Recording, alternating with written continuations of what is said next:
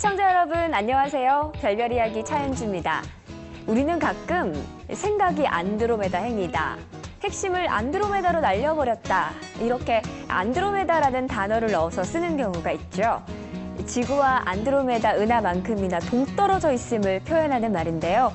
그만큼 멀리 있는 안드로메다 은하가 수십억 년 뒤 우리 은하와 충돌할지도 모른다고 합니다. 자세한 소식 오늘의 별별 뉴스에서 확인해 보시죠. 지금으로부터 40억 년 뒤 천문학자들은 우리 은하수와 안드로메다 은하가 합쳐질 것으로 예상하고 있습니다. 미국 항공우주국 나사의 과학자들이 허블 우주 망원경을 통해 안드로메다 은하를 둘러싼 헤일로를 발견했으며 이 헤일로 현상이 우리 은하수에도 비슷하게 일어나고 있는 것은 아닐까 하고 추정하고 있습니다. 만약 은하수에도 안드로메다와 같은 거대한 가스 헤일로를 갖고 있다면 본격적 충돌과 합병에 앞서 이미 두 은하의 헤일로가 긴 시간 동안 조용하게 접촉 중일 수 있다고 우주 과학자들은 판단하고 있습니다. 우주에 존재하는 천체 중에서 아마도 안드로메다 은하만큼 유명한 건 없을 겁니다. 그런데 250만 광년이나 떨어져 있는 안드로메다 은하와 우리 은하가 점점 가까워지고 있고 또 수십억 년 뒤에는 충돌을 할 거라고 하는데요. 그런데 최근에 이미 그 충돌이 시작이 되고 있는 게 아닌가라는 관측 결과가 발표됐습니다. 그럼 오늘도 이태영 교수님과 함께 자세한 이야기 나눠보겠습니다. 네, 교수님 안녕하세요. 네, 안녕하십니까. 네, 충돌할 거라니 이게 무슨 이야기인가요? 네, 무서운 이야기죠. 네. 이렇게 끝장이 오는 것이 아닌가. 그러니까요. 네, 사실 은하들은 멀어지고 있습니다. 네. 이것이 이제 허블의 법칙인데 우리 은하에서부터 멀어질수록 더 빠른 속도로 멀어지고 있다. 그래서 우주는 팽창하고 있다. 이것이 팽창하니까 멀어지는 거죠. 네. 이것이 이제 우주의 기본 원칙인데 가까운 곳에 있는 은하는 중력 때문에 합치는 거예요. 네. 그러니까 중력이 가까운 데 있을 때는 세게 힘을 미치기 때문에 안드로메다 은하와 우리 은하는 중력 때문에 서로 이제 합쳐지고 있는 거예요. 그래서 정상적으로 이제 합쳐지면 한 40억 년 정도 후가 되면 우리 은하와 안드로메다 은하가 서로 충돌을 하는 거죠. 그런데 이미 부딪히고 있다라는 관측 결과가 발표됐다고 그렇죠. 그래서 하는데. 이제 헤일로라고 하는 이제 후광이라고 하죠. 네. 눈에 안 보이는 그런 희미한 물질들, 또 암흑 물질들이 주변에 깔려 있다 이겁니다. 근데 그것이 안 보이는데 어떻게 조사를 했느냐? 네. 멀리서는 퀘이사라고 하는 강한 그 빛을 내는 천체가 있어요. 그 과거의 그 은하의 중심 부분이라고 생각됐던 부분인데요. 여기서 오는 빛들이 실제로 이 헤일로라고 하는 그 가스층을 통과하게 되면 거기에서 일부 빛이 흡수가 되거든요. 네. 특히 자외선 같은 경우가 많이 흡수가 됩니다. 태양에서 오는 빛 중에서 우리 여름에 자외선 굉장히 무서워하죠. 그렇죠. 근데 대기가 대부분의 자외선을 잡아먹고 있는 거예요. 대기가 이걸 흡수를 안 해버리면 굉장히 위험합니다. 우리가 이 대기가 자외선을 흡수한다는 걸 착안해가지고 멀리서 오는 퀘이사의 빛 중에서 이 헤일로 근처에서 들어온 빛들은 일부 흡수가 되지 않았겠느냐. 그래서 안드로메다 은하를 중심에 놓고서는 쭉 흩은 거예요. 네. 그러다 보니까 이 안드로메다 은하를 중심으로 해가지고 기존에 생각했던 것보다 훨씬 넓은 100만 광년, 100만 광년 되는 거리까지는 그 뒤에 있는 퀘이사 빛들이 뭔가 흡수되는 것처럼 보인다는 거예요. 그렇다면 안드로메다에도 헤일로가 있다면 그렇죠. 우리 은하에도 헤일로가 있는 그렇죠. 건가요? 그래서 이제 이걸 통해서 안드로메다 은하의 헤일로가 100만 광년 정도 된다면 네. 우리 은하도 비슷한 크기니까 우리 은하도 한 100만 광년 정도 되는 헤일로가 있을 거 아니겠느냐. 네. 그럼 우리 은하와 안드로메다 은하의 거리가 250만 광년. 네. 뭐 사실 250만이 딱 떨어지는 건 아닌데 한 200만 원 이상 되는 정도의 거리인데 양쪽이 100만 하니까 거의 200만 광년이잖아요. 네. 그러니까 양쪽 은하의 가장자리들, 그러니까 헤일로의 끝부분들은 거의 만났거나 네. 만나기 직전이지 않겠느냐. 그렇군요. 예, 그래서 물론 이제 가스들이 묻히게 되면 거기에서 어떤 뭐 충격이 오겠죠. 이 안드로메다 은하의 헤일로가 원래 생각했던 것보다도 한 6배 이상 지름이 넓고 네. 질량은 거의 뭐 1000배 이상 되더라. 그래서 이런 헤일로끼리의 충돌은 우리가 생각하는 40억 년이 아니라 네. 그보다는 좀 앞당겨지지 않겠느냐. 교수님, 그렇다면 수십억 년 뒤라도 만약에 우리 은하와 안드로메다 은하가 충돌을 하게 된다면 어떤 일들이 벌어질까요? 엄청난 충격파들이 오겠죠. 네. 그러니까 정말 강한 뭐 액성 같은 것들이 발생할 거고, 그리고 그 충격파에 의해서 뭐 상당히 어떤 진동이 올 수도 있고 사실 당해보지 않아서 모르겠지만 심할 경우에는 정말 생명체 자체에 종말이 올 수도 있는. 예.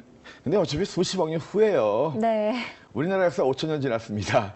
예. 수십억이라고 하는 것은 우리나라 역사가 수십만 번 이상 거듭돼야 되는 역사고 그 정도까지 인류가 살아남는다고 한다면 다른 방법을 찾을 수도 있겠죠. 아무튼 안드로메다 은하와 우리 은하가 충돌하는 것만큼은 수십억 년 후가 맞는 얘기예요. 네. 그런데 안드로메다 은하의 주변에 헤일로라고 하는 눈에 안 보이는 그런 가스층들이 있더라. 네. 그 가스층의 길이가 굉장히 넓고 100만 광년 정도 되기 때문에 양쪽 우리 은하와 안드로메다 은하의 비슷한 크기로 봤을 때 헤일로들의 가스들의 접근, 충돌은 멀지 않은 것이 아니겠느냐. 아, 그렇군요. 네. 뭐 아직은 확신할 수는 없는 상황이지만 우리 은하와 안드로메다 은하, 어쩌면 그 예정된 만남이 이미 시작이 됐는지도 모르겠네요.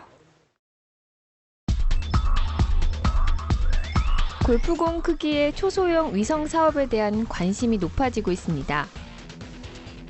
크기가 작아지는 만큼 과거에는 상상할 수 없었을 정도의 저렴한 비용으로 위성을 올릴 수 있으며 휴대전화와 노트북으로 위성을 조정할 수 있습니다. 해적이 탈취한 유조선을 추적하거나 기름 저장소에 저장된 기름의 양을 측정해주는 등 다양한 방면에서 저렴한 비용으로 활용이 가능해졌습니다. 한편 미국 최고 민간 항공우주 기업 스페이스 X사는 4천여 개의 소형 위성 발사를 준비 중이며 지구 구석구석을 연결하는 인터넷망을 만들 계획으로 알려졌습니다. 올해 초 한 개인이 작은 인공위성을 만들어 쏘아 올리는 다큐 영화가 상영됐습니다. 주먹만한 크기의 큐브 위성인데요. 이렇게 작은 인공위성 산업이 뜨고 있다고 합니다.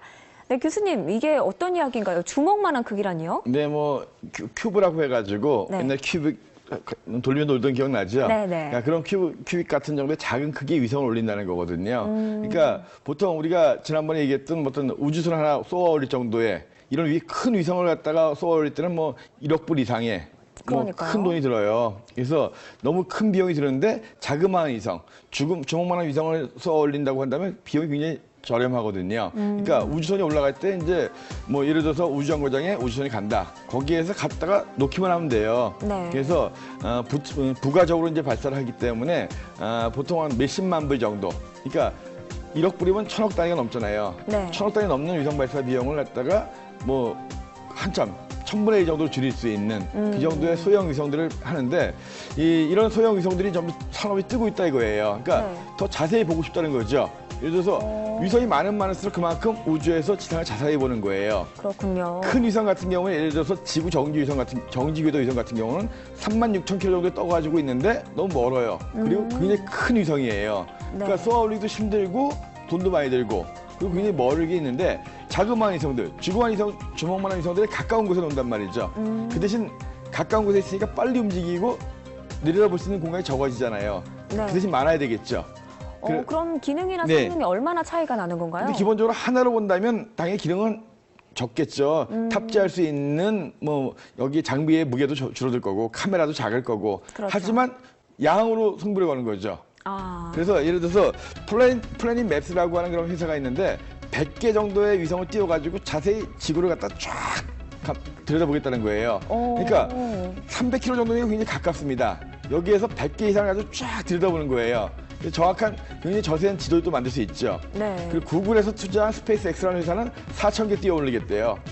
4,000개의 위성을 갖다 300km 정도 띄워 올리면 완전히 다 커버하는 거죠. 보안상의 문제도 있을 것 그러니까 같아요. 지금 문제는 보안상의 문제도 있고 네. 그러면 정말 300km 정도 위에 소형 위성이라도 이런 것이 수천 개가 또 한 회사가 운영을 한단 말이에요. 거기다가 이것이 이제 통제를 받지 않는다면 네. 우주 쓰레기가 되면서 다른 위성과 또 충돌할 수도 있잖아요. 그러니까요. 너무 복잡해질 예, 것 같아요, 그래서 하늘이. 정말 엄청난 정체가 오지 않겠고 물론 이것이 이제 앞으로 시장 규모로 한다면 몇백조 원 이상 될 수 있는 엄청 큰 시장이라고 얘기를 하고 있고 네. 하지만 문제는 뭐냐면 이렇게 소형 위성들을 마구제비식으로 올렸을 경우에 그러니까요. 그 뒷감당을 어떻게 하겠느냐. 이 자그마한 위성을 쏘아 올리는데 정말 몇억 원 정도의 비용을 올릴 수가 있고 지구에서 자기가 노트북 같은 걸로 컨트롤하면서 정보를 볼 수 있는 이런 상황이거든요. 네. 물론 이제 이것이 이제 이렇게 소형 위성들을 저렴한 가격에 띄어 올리는 건 좋지만 이것이 이제 국제연맹이라든가 이런 데서 충분하게 이 규제를 하고 감시를 하지 않는다면 우리도 모르는 사이에 누군가가 우리 머리 위에서 우리를 속속들이 들여다본다는 거. 좀 소름 끼치는데요. 네, 굉장히 그리고 현재 여기저기서 수천 개씩을 띄어 올릴 계획을 갖고 있으니까 그래서 이건 좀 규제를 해야 되지 않느냐. 그렇죠. 그래서 필요한 위성들을 소형화시켜서 적게 올리는 건 굉장히 좋은 얘기예요. 네. 하지만 이거를 무분별하게 수백 개, 수천 개씩 올려가지고 감시형 이런 목적으로 쓴다는 건 상당히 무서운 일일 것 같습니다. 네, 그렇군요. 이제 이 땅을 더 자세히 보기 위한 작은 인공위성의 시대가 도래했는데요. 하지만 그만큼 더욱더 규제가 필요할 것 같네요.